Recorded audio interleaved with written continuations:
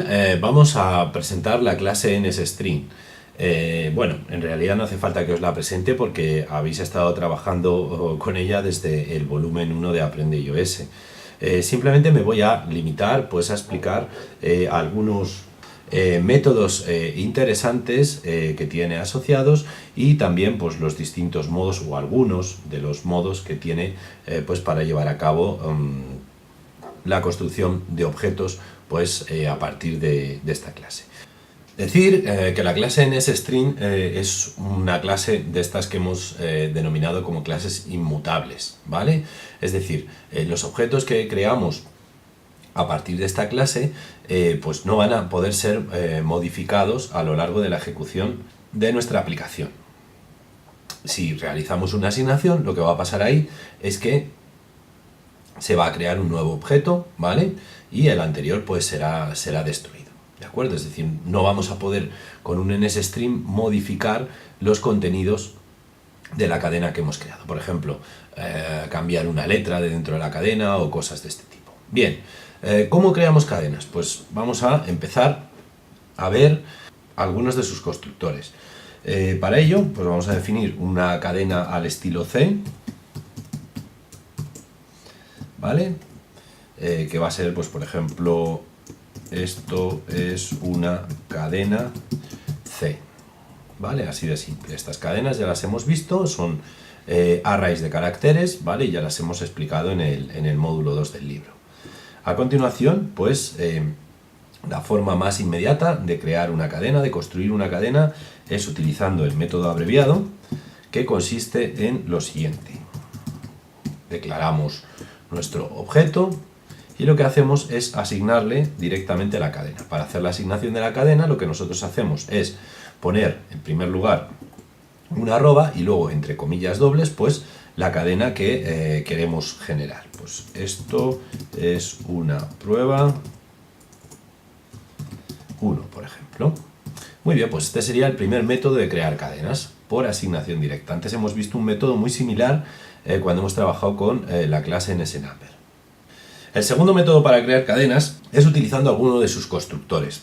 Estos constructores nos van a permitir pasarle una cadena que hayamos creado a lo largo de nuestra aplicación y construir el nuevo objeto cadena. Por ejemplo, podemos declarar un nuevo NSString que vamos a llamar cadena 2, ¿vale? Y que lo vamos a crear utilizando el método de instancia initWithString.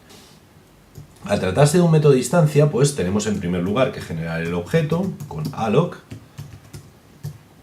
y en segundo lugar invocar el método initWithString pasándole como argumento una cadena de caracteres. La cadena de caracteres que vamos a utilizar en este caso va a ser la cadena 1. ¿Esto qué es lo que va a producir? Pues lo que va a producir es que se me genere un nuevo objeto cadena 2, ¿de acuerdo? Con una cadena de caracteres que va a decir esto es una prueba 1. Es importante, como decíamos antes, que al tratarse de objetos inmutables, realmente no es que estemos creando dos referencias al mismo objeto, sino que en realidad son dos objetos distintos, pero que contienen la misma cadena de caracteres. Finalmente, pues, y esto lo hemos utilizado en algún ejercicio, pues podemos generar un objeto NSString a partir de una cadena de caracteres al estilo C. Pues, por ejemplo, podemos declarar el objeto cadena 3 y lo vamos a inicializar de acuerdo con el valor de una cadena C estándar, es decir, la cadena C que hemos declarado justo aquí arriba. Para ello, lo que vamos a hacer va a ser, en primer lugar, crear el objeto con el método alloc y a continuación vamos a utilizar el método initWithCString, ¿de acuerdo? Que como ya sabéis, pues recibe como parámetros en primer lugar la cadena que queremos utilizar para crear el objeto, en este caso cadena C, y en segundo lugar el tipo de codificación, ¿vale? El tipo de codificación podemos elegir entre varios, pero vamos a utilizar NSUTF8 String Encoding, ¿vale? Perfecto, esto lo que hará será que la cadena de caracteres original, la cadena estilo C, pues se codifique utilizando codificación UTF-8. Bueno, a continuación podemos proceder a mostrar las cadenas que hemos creado por pantalla, por la consola. Para ello vamos a utilizar la función en ese log y vamos a hacer uso del especificador que Objective-C tiene pues para representar cadenas de caracteres, y vamos a utilizar el especificador tanto por ciento arroba que nos permite mostrar objetos en NSString en pantalla. Pues cadena 1, vamos a hacer lo mismo con cadena 2 y con cadena 3. Cadena 2 y cadena 3. Bien, vamos a ejecutar nuestro código a ver si todo ha salido correctamente. Bueno, pues podéis ver cómo efectivamente la primera línea que se nos muestra es la cadena de caracteres cadena 1, que dice esto es una prueba 1. La siguiente cadena de caracteres que se muestra es cadena 2, que la hemos generado a partir de la cadena 1. Insisto, son dos objetos distintos, ¿vale? Y finalmente la cadena 3 que contiene esto es una cadena C. Otra forma de inicializar o de generar objetos de tipo NSString es crearlos a partir de la concatenación de varios objetos NSString. Para ello vamos a utilizar el método initWithFormat. Su funcionamiento es muy sencillo. Vamos a declarar un objeto NSString que vamos a llamar cat1, por ejemplo, y que va a ser igual a la cadena que dice cadena, ¿vale? A continuación, lo que vamos a hacer va a ser crear otro objeto NSString, ¿vale? Que lo vamos a llamar cat2 y que va a contener la cadena que va a decir de caracteres. Perfecto. Bien, una vez hecho esto, vamos a generar una tercera cadena que se va a generar concatenando las cadenas 1 y 2 en un objeto NSString nuevo. ¿Cómo hacemos eso? Pues muy sencillo. Primero declaramos la cadena 3 y a continuación lo que vamos a hacer va a ser utilizar el método initWithFormat. Este es un método de instancia, por tanto primero tendremos que crear un objeto NSString con el método alloc y a continuación llamar al método initWithFormat, ¿vale? El método initWithFormat nos permite generar cadenas de caracteres concatenando cualquier cosa que queramos, ¿de acuerdo? Y además dentro de una cadena predefinida. ¿Qué es esto de una cadena predefinida? Pues me explico.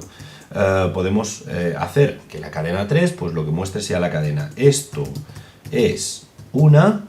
A continuación hacemos hueco a un contenido que va a venir de un objeto de tipo NSString, ponemos un espacio y a continuación hacemos hueco a una cadena de caracteres que va a venir de otro objeto NSString. A continuación lo único que hace falta es especificar la fuente de cada una de estas cadenas. En este caso cadena 1 y cadena 2. ¿Qué es lo que mostrará o cómo se generará el objeto cadena 3? Pues se generará incluyendo en la cadena genérica esto es una, pues el contenido de la cadena 1 más el contenido de la cadena 2.